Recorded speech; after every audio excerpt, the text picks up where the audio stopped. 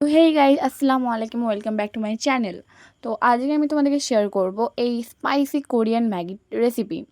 তো সন্ধ্যা থেকে অনেকক্ষণ ধরে আমার কিছু একটা স্পাইসি টাইপের খেতে ইচ্ছে করছিলো, তো বাড়িতে ছিল এই স্পাইসি নুডলসটা। তো চলো এটাকে ট্রাই করা যাক।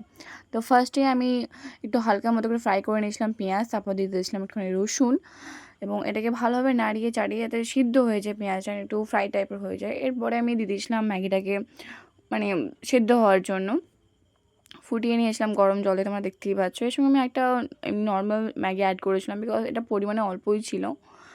তো তারপর এটাকে আমি পেঁয়াজটা ভাজা হয়ে যাওয়ার পর ম্যাগিটাকে আমি ওভেনে দিই। দেন তারপর অ্যাড করি সোয়া সস অ্যান্ড তারপর ওই চিলি সস, যাতে একটু আরেকটু স্পাইসি হয়। আমি একটু এক্সট্রা ইনগ্রিডিয়েন্টস অ্যাড করেছিলাম যাতে এটা খেতে আরও মজাদার হয়। সত্যি বলতে গাইজ, এর যে মশলাটা ছিল পরিমাণে অল্প ছিল। আই হোপ এতে হয়ে যেত, বাট আমি তাও নিজে থেকে এই মশলাটা এই প্যাকেটে বলতে দেওয়া ছিল, তোমরা দেখতেই পাচ্ছ। তো আমি এটাকে ফার্স্টে ঢেলে নিলাম ভালো করে, অ্যান্ড এর সঙ্গে ছিল একটা অয়েলের প্যাকেট।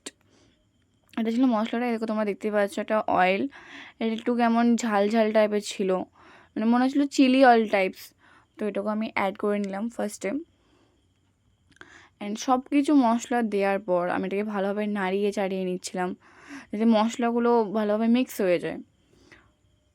সত্যি বলতে গাইস, দেখেই মনে হচ্ছে অনেকটা স্পাইসি, অ্যান্ড সত্যি বলতে খেতেও খুব সুন্দর হয়েছিল, জানো, স্পাইসি স্পাইসি। যারা আমার মতো ঝাল খেতে ভালোবাসে তারা এটা অবশ্যই ট্রাই করুন। খেতে জাস্ট অসাধারণ। তো চটপট 10-20 মিনিট এটা বানিয়ে ফেলো, খুব তাড়াতাড়ি ইজিলি হয়ে যাবে। অ্যান্ড আজ এই ভিডিওটা এটুকুই। ভালো লাগলে please like, comment and share করতে ভুলো না। Bye bye.